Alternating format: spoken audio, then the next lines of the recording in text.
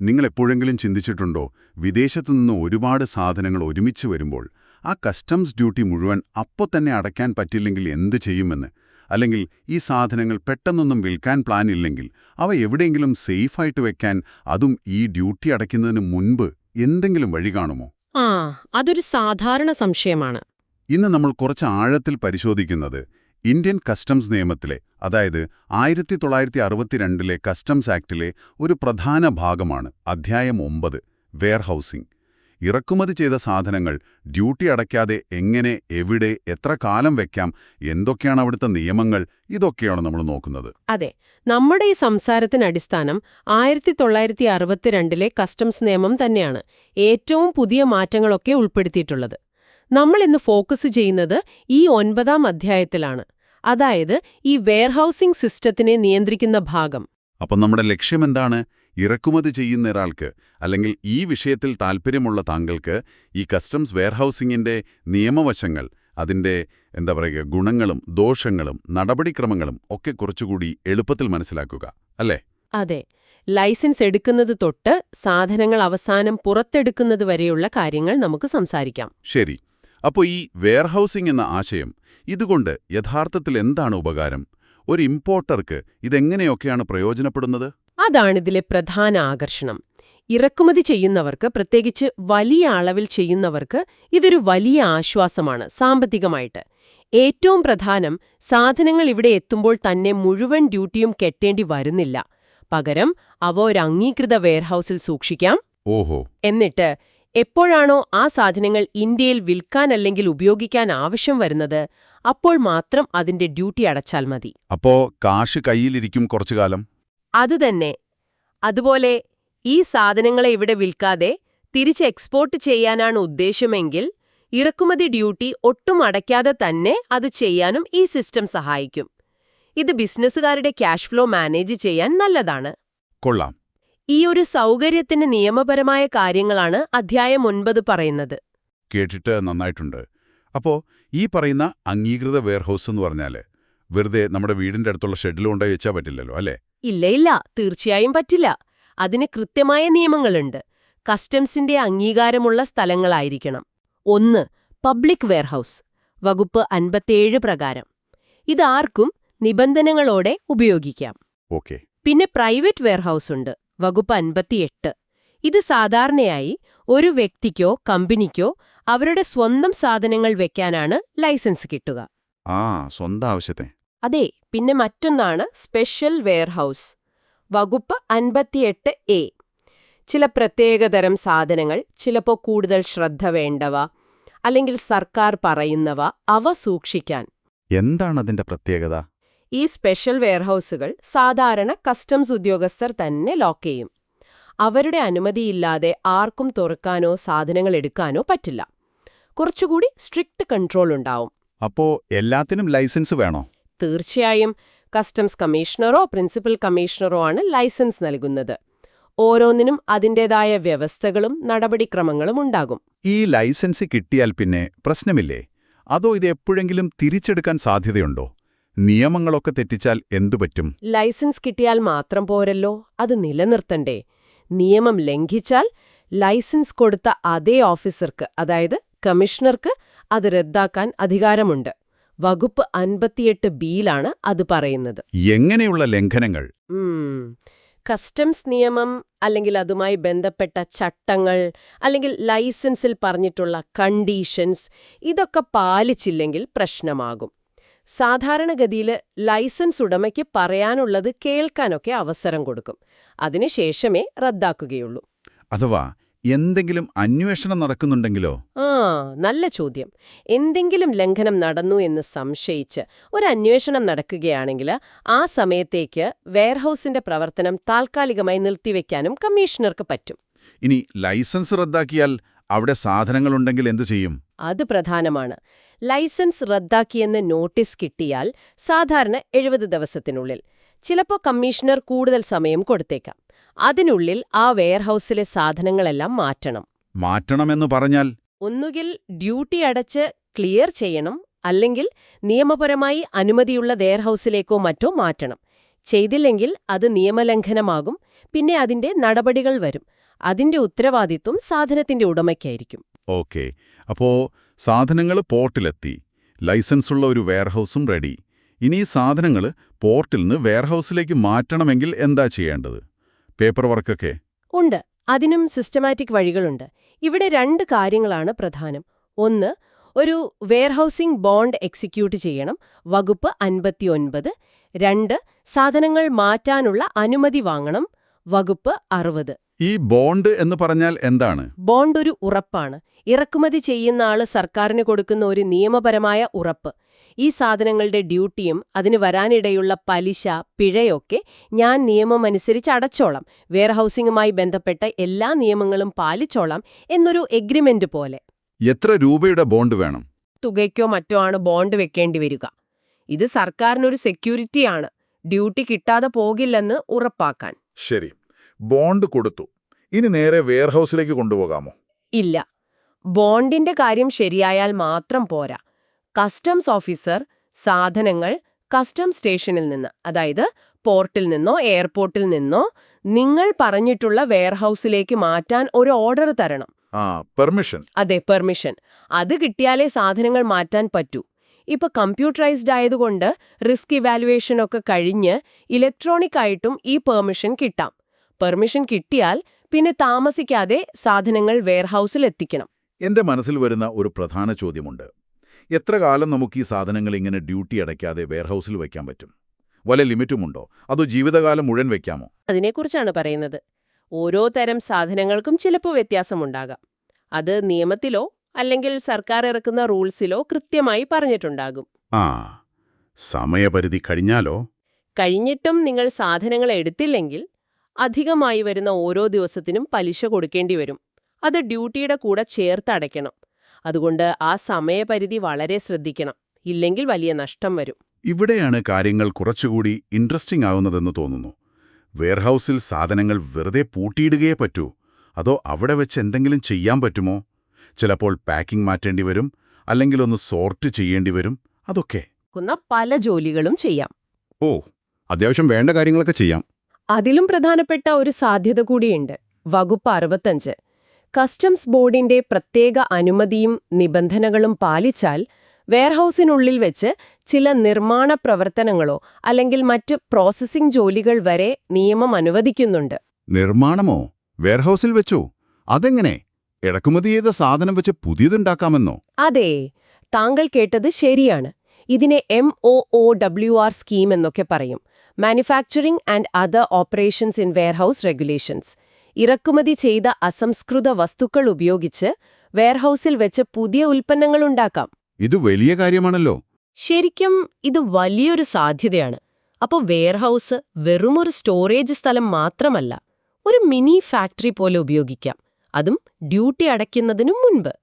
Make in India പോലുള്ള ആശയങ്ങൾക്ക് ഇതൊരു പ്രോത്സാഹനമാണ്. അപ്പോ ഇങ്ങനെ ഉണ്ടാക്കുന്ന സാധനത്തിന്റെ ഡ്യൂട്ടിയുടെ കാര്യമോ? നല്ല ചോദ്യം. ഇങ്ങനെ വെയർഹൌസിൽ വെച്ചുണ്ടാക്കിയ സാധനങ്ങൾ, റിസൾട്ടിംഗ് ഗുഡ്സ്, പിന്നീട് ഇന്ത്യയിൽ തന്നെ വിൽക്കാൻ പുറത്തെടുക്കുകയാണെങ്കിൽ ഡ്യൂട്ടി കണക്കാക്കുന്നത് ആ പുതിയ സാധനത്തിനല്ല, പകരം അതുണ്ടാക്കാൻ ഉപയോഗിച്ച ഇറക്കുമതി ചെയ്ത സാധനങ്ങളുടെ അളവനുസരിച്ചായിരിക്കും. അതിലുണ്ടായ വേസ്റ്റ് അടക്കം നോക്കിയിട്ടാണ് ഡ്യൂട്ടി ഇടുക. ഇനി ഇത് ഇന്ത്യയിൽ വിൽക്കാതെ പുറത്തേക്ക് കയറ്റുമതി ചെയ്യുകയാണെങ്കിലോ? അവിടെയാണ് ഇതിന്റെ ഏറ്റവും വലിയ ബെനിഫിറ്റ്. അങ്ങനെ വെയർഹൌസിൽ ഉണ്ടാക്കിയ സാധനം പുറത്തേക്ക് കയറ്റുമതി ചെയ്യുകയാണെങ്കിൽ അതുണ്ടാക്കാൻ ഉപയോഗിച്ച ഇറക്കുമതി ചെയ്ത സാധനങ്ങൾക്ക് ഇറക്കുമതി തീരുവ അടയ്ക്കേണ്ട കാര്യമേയില്ല. അതായത് ഡ്യൂട്ടി ഫ്രീ എക്സ്പോർട്ട്. ശരിയാണ്. അതിന് അതിൻ്റേതായ നടപടിക്രമങ്ങളും നിബന്ധനകളുമുണ്ട്. പ്രത്യേക അനുമതി വേണം, കൃത്യമായ കണക്കുകൾ സൂക്ഷിക്കണം, സുരക്ഷാ കാര്യങ്ങൾ ശ്രദ്ധിക്കണം. ഒരുപക്ഷേ വലിയ കമ്പനികൾക്കായിരിക്കും ഇത് കൂടുതൽ എളുപ്പത്തിൽ ചെയ്യാൻ പറ്റുന്നത്. പക്ഷെ നിയമം ആ സാധ്യത തരുന്നുണ്ട് എന്നത് പ്രധാനമാണ്. ശരി. ഇനി ഒരു വെയർഹൌസിൽ വെച്ച സാധനങ്ങൾ വേറെ ഏതെങ്കിലും ലൈസൻസ് ഉള്ള വെയർഹൌസിലേക്ക് മാറ്റണമെങ്കിൽ അതിന് വഴിയുണ്ടോ? ഉണ്ട്. വകുപ്പ് 67 അനുസരിച്ച് അതിന് സാധിക്കും. ഉടമയ്ക്ക് കസ്റ്റംസ് ഓഫീസറുടെ അനുമതിയോടെ, കൃത്യമായ രേഖകളോടെ ഒരു വെയർഹൌസിൽ നിന്ന് മറ്റൊന്നിലേക്ക് മാറ്റാം. ബിസിനസ് ആവശ്യങ്ങൾ മാറുമ്പോൾ ഇത് ഉപകാരപ്പെട്ടേക്കാം. ഓക്കെ. അപ്പോൾ സാധനങ്ങൾ വെയർഹൌസിലിരുന്ന് ചിലപ്പോൾ അതിൽ മാറ്റങ്ങൾ വരുത്തി ഇനി അത് മാർക്കറ്റിലേക്ക് കൊണ്ടുവരണം, അല്ലെങ്കിൽ കയറ്റി അയക്കണം. അതെങ്ങനെയാണ്? പുറത്തെടുക്കാനുള്ള വഴികൾ എന്തൊക്കെ? പ്രധാനമായും 2 വഴികളാണ് സാധനങ്ങൾ വെയർഹൌസിന് പുറത്തേക്ക് പോകുന്നത്. ഒന്ന്, നമ്മുടെ രാജ്യത്തിനകത്തുപയോഗിക്കാൻ. അതിനെ ഹോം കൺസംഷൻ എന്നു പറയും. വകുപ്പ് 68. 2, രാജ്യത്തിനു പുറത്തേക്ക് കയറ്റുമതി ചെയ്യാൻ. വകുപ്പ് 69. ആദ്യം ഈ ഹോം കൺസംഷൻ കാര്യം പറയാമോ? തീർച്ചയായും. രാജ്യത്തിനകത്ത് ഉപയോഗിക്കാനാണെങ്കിൽ ഉടമ ഒരു bill of entry four home consumption file ചെയ്യണം.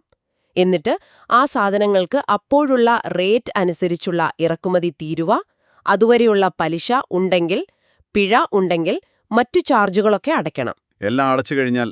ഇതെല്ലാം അടച്ചുവെന്ന് കസ്റ്റംസ് ഉറപ്പാക്കിയാൽ അവർ സാധനങ്ങൾ പുറത്തിറക്കാനുള്ള ഓർഡർ നൽകും. അപ്പോൾ സാധനങ്ങൾ വെയർഹൌസിൽ നിന്ന് എടുക്കാം. ഇവിടെ ഞാൻ നേരത്തെ സൂചിപ്പിച്ച ഒരു ഓപ്ഷനുണ്ട്. ഈ ക്ലിയറൻസ് ഓർഡർ കിട്ടുന്നതിന് മുൻപ് നിങ്ങൾക്ക് തോന്നുവാണ് ഈ സാധനം എനിക്കിനി വേണ്ട എന്ന്. അങ്ങനെയാണെങ്കിൽ ആ സാധനങ്ങളുടെ പേരിൽ വേറെ കേസോ പിഴയോ ഇല്ലെങ്കിൽ നിങ്ങൾക്ക് ആ സാധനങ്ങളുടെ ഉടമസ്ഥാവകാശം വേണ്ടെന്ന് വെക്കാം. ഓ, അപ്പൊ ഡ്യൂട്ടി അടയ്ക്കണ്ടേ? വേണ്ട. അങ്ങനെ കൈയൊഴിഞ്ഞാൽ പിന്നെ ഡ്യൂട്ടി അടയ്ക്കേണ്ടതില്ല. പക്ഷേ എന്തെങ്കിലും കള്ളത്തരം നടന്നിട്ടുണ്ടെന്ന് സംശയം തോന്നിയാൽ ഓഫീസർ ഇതിന് സമ്മതിക്കില്ല. കൊള്ളാം. ഇനി ഇന്ത്യയിൽ വിൽക്കാനല്ല, വെയർഹൌസിൽ നിന്ന് നേരെ എക്സ്പോർട്ട് ചെയ്യാനാണെങ്കിലോ? അതും സാധ്യമാണ്. വകുപ്പ് 69. അതിന് ഇറക്കുമതി തീരുവ അടയ്ക്കേണ്ടതില്ല. പകരം ഒരു ഷിപ്പിംഗ് ബിൽ അല്ലെങ്കിൽ ബിൽ ഓഫ് എക്സ്പോർട്ട് ഫയൽ ചെയ്യണം. അതിന് ഡ്യൂട്ടി വല്ലതും?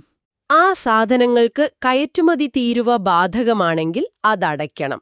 അതുപോലെ എന്തെങ്കിലും പിഴയോ ചാർജോ ഉണ്ടെങ്കിൽ അതും. ഇതെല്ലാം ശരിയാണെങ്കിൽ കസ്റ്റംസ് ഓഫീസർ കയറ്റുമതിക്കുള്ള അനുമതി നൽകും. എന്നാൽ ഇവിടെ ഒരു ചെറിയ കണ്ടീഷനുണ്ട്. ചില പ്രത്യേക സാധനങ്ങൾ, അതായത് പിന്നീട് കള്ളക്കടത്തായി ഇന്ത്യയിലേക്ക് തന്നെ തിരികെ വരാൻ സാധ്യതയുണ്ടെന്ന് സർക്കാരിന് തോന്നുന്നവ. ഉദാഹരണത്തിന്? അത് സർക്കാർ നോട്ടിഫൈ ചെയ്യും. അങ്ങനെയുള്ള സാധനങ്ങൾ വെയർഹൌസിൽ നിന്ന് നേരിട്ട് കയറ്റുമതി ചെയ്യുന്നതിന് ചിലപ്പോൾ നിയന്ത്രണം ഏർപ്പെടുത്താം, അല്ലെങ്കിൽ അവയ്ക്ക് ഇറക്കുമതി തീരുവ അടച്ചതിനു ശേഷം മാത്രം കയറ്റുമതി ചെയ്യാൻ അനുവദിക്കുകയുള്ളൂ എന്നും വരാം. അത് ഓരോ സാധനത്തിനും അനുസരിച്ചിരിക്കും. ചില സാധനങ്ങൾ പെട്ടെന്ന് ആവിയായി പോകുന്ന ലിക്വിഡ്സ് ഒക്കെ വിൽക്കുമ്പോൾ അളവിൽ കുറവ് വരില്ലേ, വെറുതെ സ്റ്റോർ ചെയ്യുമ്പോൾ തന്നെ? ആ നഷ്ടത്തിന് നമ്മൾ ഡ്യൂട്ടി കൊടുക്കണോ? നല്ല ചോദ്യം. നിയമം അതും കണക്കിലെടുക്കുന്നുണ്ട്. വകുപ്പ് 70. സർക്കാർ പ്രത്യേകം നോട്ടിഫൈ ചെയ്യുന്ന ഇങ്ങനെ ആവിയാകുന്ന വൊളറ്റൈൽ സാധനങ്ങൾക്ക് വെയർഹൌസിൽ സൂക്ഷിക്കുമ്പോൾ സ്വാഭാവികമായുണ്ടാകുന്ന അളവിലെ കുറവിന് loss due to natural causes duty ഒഴിവാക്കിത്തരാൻ അസിസ്റ്റന്റ് ഡെപ്യൂട്ടി കമ്മീഷണർക്ക് അധികാരമുണ്ട്. എല്ലാ സാധനങ്ങൾക്കും കിട്ടില്ല? ഇല്ല. സർക്കാർ പറയുന്ന സാധനങ്ങൾക്ക് സ്വാഭാവിക നഷ്ടത്തിന് മാത്രം. അത് ഓഫീസർക്ക് ബോധ്യപ്പെടണം. ഇത്രയൊക്കെ നിയമങ്ങളുള്ളപ്പോൾ ആരെങ്കിലും നിയമം തെറ്റിച്ച് സാധനങ്ങൾ വെയർഹൌസിൽ നിന്ന് മാറ്റാൻ ശ്രമിച്ചാൽ എന്ത് സംഭവിക്കും? അല്ലെങ്കിൽ ശ്രദ്ധക്കുറവുകൊണ്ട് സാധനം നഷ്ടപ്പെട്ടാലോ നശിച്ചുപോയാലോ? അത്തരം കാര്യങ്ങൾ നിയമം സീരിയസ് ആയിട്ടാണ് കാണുന്നത്. വകുപ്പ് 71 പറയുന്നു, നിയമപ്രകാരമല്ലാതെ ഒരു സാധനവും വെയർഹൌസിൽ നിന്ന് പുറത്തുപോകാൻ പാടില്ല എന്ന്. ഇനി അഥവാ പോയാലോ? വകുപ്പ് 72 പറയുന്നത് അതാണ്. അനുമതിയില്ലാതെ സാധനങ്ങൾ കടത്തിയാൽ, അല്ലെങ്കിൽ ഒഴിവാക്കാൻ പറ്റാത്ത അപകടം കൊണ്ടല്ലാതെ മറ്റേതെങ്കിലും കാരണത്താൽ, മോഷണം പോലെയോ ശ്രദ്ധക്കുറവുകൊണ്ടോ സാധനങ്ങൾ നഷ്ടപ്പെടുകയോ നശിക്കുകയോ ചെയ്താൽ അതിന്റെ പൂർണ്ണ ഉത്തരവാദിത്തം ഉടമയ്ക്കാണ്. ആ നഷ്ടപ്പെട്ട സാധനങ്ങളുടെ മുഴുവൻ ഡ്യൂട്ടിയും അതിന്റെ പലിശയും പിഴയുമൊക്കെ ഉടമ അടയ്ക്കണം. ഉടമ അടച്ചില്ലെങ്കിലോ? അടച്ചില്ലെങ്കിൽ കസ്റ്റംസിന് നടപടിയെടുക്കാം. ഉടമയുടെ തന്നെ മറ്റു സാധനങ്ങൾ വെയർഹൌസിലോ വേറെ കസ്റ്റംസ് സ്ഥലങ്ങളിലോ ഉണ്ടെങ്കിൽ അത് പിടിച്ചുവെക്കാം, ഡിറ്റെയിൻ. എന്നിട്ട് നോട്ടീസ് കൊടുത്ത് ലേലം ചെയ്ത് വിറ്റ് ആ പണം ഈടാക്കാം. അതുകൊണ്ട് നിയമം തെറ്റിക്കുന്നത് അത്ര നല്ലതല്ല. നമ്മൾ ആദ്യം സംസാരിച്ച ബോണ്ടിന്റെ കാര്യം, ആ ഉറപ്പ് എപ്പോഴാണ് തീരുന്നത്? അതെപ്പോ തിരികെ കിട്ടും? വകുപ്പ് 73. ആ ബോണ്ടുമായി ബന്ധപ്പെട്ട് വെയർഹൌസിൽ കയറ്റിയ എല്ലാ സാധനങ്ങളും നിയമപരമായി പുറത്തിറങ്ങുമ്പോഴാണ് ആ ബോണ്ടിന്റെ ആവശ്യം കഴിയുന്നത്. അതായത് ഒന്നുകിൽ ഡ്യൂട്ടി അടച്ച് ക്ലിയർ ചെയ്യുക, അല്ലെങ്കിൽ കയറ്റുമതി ചെയ്യുക, അല്ലെങ്കിൽ വേറെ വെയർഹൌസിലേക്ക് മാറ്റുക. അങ്ങനെ എല്ലാ സാധനങ്ങളുടെയും കണക്ക് കൃത്യമായി കസ്റ്റംസിന് ബോധ്യപ്പെടണം. അതുപോലെ അടയ്ക്കാനുള്ള ഡ്യൂട്ടി, പലിശ, പിഴയൊക്കെ അടച്ചു തീർക്കുകയും വേണം. ഇതെല്ലാം കഴിഞ്ഞാൽ ഓഫീസർ ആ ബോണ്ട് ക്യാൻസൽ ചെയ്ത് തിരികെ തരും. അതോടെ ആ ഇടപാടുമായി ബന്ധപ്പെട്ട ബാധ്യത തീർന്നു. ഈ സംസാരം കേട്ടപ്പോ സാധനത്തിന്റെ ഉടമയ്ക്ക് മാത്രമല്ല, ഈ വെയർഹൌസ് നടത്തുന്ന ആൾക്കും, അതായത് ലൈസൻസിക്കും നല്ല ഉത്തരവാദിത്വമുണ്ടെന്ന് തോന്നുന്നു. ശരിയാണോ? വളരെ ശരിയാണ്. പുതിയ ഭേദഗതികൾ, പ്രത്യേകിച്ച് വകുപ്പ് 73A അനുസരിച്ച് വെയർഹൌസിലെ സാധനങ്ങളുടെ സുരക്ഷയുടെ കാര്യത്തിൽ ലൈസൻസിക്കും വലിയ ഉത്തരവാദിത്തമുണ്ട്. സാധനങ്ങൾ കൃത്യമായി സൂക്ഷിക്കണം, കണക്കുകൾ വെക്കണം. ഇനി ലൈസൻസിയുടെ ഭാഗത്തുനിന്ന് വീഴ്ച വന്ന് സാധനങ്ങൾ നഷ്ടപ്പെടുകയോ അനുമതിയില്ലാതെ പുറത്തുപോവുകയോ ചെയ്താൽ ചില സാഹചര്യങ്ങളിൽ ലൈസൻസിക്ക് തന്നെ അതിന്റെ ഡ്യൂട്ടിയും പിഴയും അടയ്ക്കാൻ ബാധ്യസ്ഥനാകും. ഓഹോ. അതെ. ഇതുകൂടാതെ ലൈസൻസ് റദ്ദാക്കുന്നതുൾപ്പെടെയുള്ള നടപടികളും വരാം. അതുകൊണ്ട് വെയർഹൌസ് നടത്തിപ്പുകാർക്കും നല്ല ശ്രദ്ധ വേണം. നിയമങ്ങൾ കൃത്യമായി പാലിക്കണം. അപ്പോൾ ഈ പറഞ്ഞ കാര്യങ്ങളെല്ലാം വെച്ച് നോക്കുമ്പോൾ ഈ അധ്യായം 9 വെയർഹൌസിംഗ് നിയമങ്ങൾ ചുരുക്കി പറഞ്ഞാൽ എന്താണ്? ചുരുക്കത്തിൽ പറഞ്ഞാൽ, ഇന്ത്യൻ കസ്റ്റംസ് നിയമത്തിലെ വെയർഹൌസിംഗ് എന്നത് ഇറക്കുമതിക്കാർക്ക് വലിയൊരു സഹായമാണ്. ഡ്യൂട്ടി അടയ്ക്കുന്നത് നീട്ടിവെക്കാം, പണമൊഴുക്ക് ക്യാഷ് ഫ്ലോ മെച്ചപ്പെടുത്താം, വിപണി നോക്കി സാധനങ്ങൾ ഇറക്കാം. എന്തിന്, അവിടെ വെച്ച് ചിലപ്പോൾ സാധനങ്ങൾക്ക് മാറ്റം വരുത്താൻ പോലും പറ്റും. വ്യാപാരം എളുപ്പമാക്കാൻ സഹായിക്കുന്നു. അതെ. എന്നാൽ ഇതൊരു ഫ്രീ പാസ് അല്ല, അല്ലേ? കൃത്യമായ നിയമങ്ങളും നിബന്ധനകളും ഉണ്ട്. അതുതന്നെ. അതാണ് മറുവശം. ഇത് നിയമത്തിന്റെ ചട്ടക്കൂടിൽ നിന്ന് പ്രവർത്തിക്കുന്നൊരു സിസ്റ്റമാണ്. ലൈസൻസ് വേണം, ബോണ്ട് വേണം, സമയപരിധിയുണ്ട്, കൃത്യമായ കണക്കുകൾ വേണം. ഓരോ സ്റ്റെപ്പിനും നടപടിക്രമങ്ങളുണ്ട്. നിയമം ലംഘിച്ചാൽ പിഴയുണ്ട്, പലിശയുണ്ട്, ചിലപ്പോൾ സാധനങ്ങൾ പിടിച്ചുവയ്ക്കും, ലൈസൻസ് പോകും. അപ്പോ സൗകര്യം നൽകുന്നതിനോടൊപ്പം സർക്കാരിന്റെ വരുമാനം സംരക്ഷിക്കാനും ദുരുപയോഗം തടയാനുമാണ് നിയമം ശ്രമിക്കുന്നത്.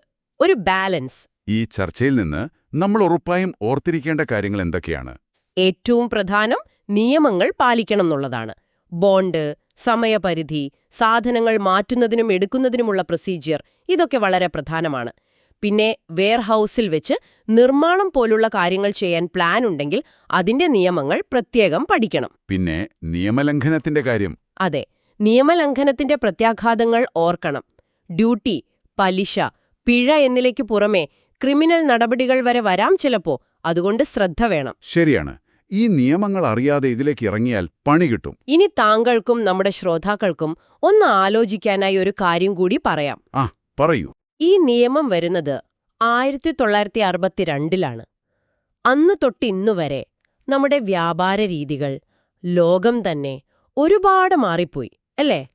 ഇ-കൊമേഴ്സ് വന്നു, ഗ്ലോബൽ സപ്ലൈ ചെയിനുകൾ വളരെ കോംപ്ലക്സ് ആയി. ശരിയാണ്. അപ്പോ എന്റെ ചോദ്യം ഇതാണ്: ഇത്രയും വേഗത്തിൽ മാറിക്കൊണ്ടിരിക്കുന്ന ഈ പുതിയ ലോകത്ത്, പ്രത്യേകിച്ച് ചെറിയ ഓൺലൈൻ വിൽപ്പനക്കാരൊക്കെ ധാരാളമായി ഇറക്കുമതി ചെയ്യുന്ന ഈ കാലത്ത് 1962-ലെ ഈ വെയർഹൌസിംഗ് നിയമങ്ങൾ ഇപ്പോഴും ആവശ്യത്തിന് ഫ്ലെക്സിബിൾ ആണോ? ഇന്നത്തെ വ്യാപാരത്തിന്റെ സ്പീഡിനും രീതികൾക്കുമനുസരിച്ച് ഇതിലെന്തെങ്കിലും മാറ്റങ്ങൾ ഇനിയും ആവശ്യമുണ്ടോ? ഇതൊരു ചിന്തിക്കേണ്ട വിഷയമാണ്.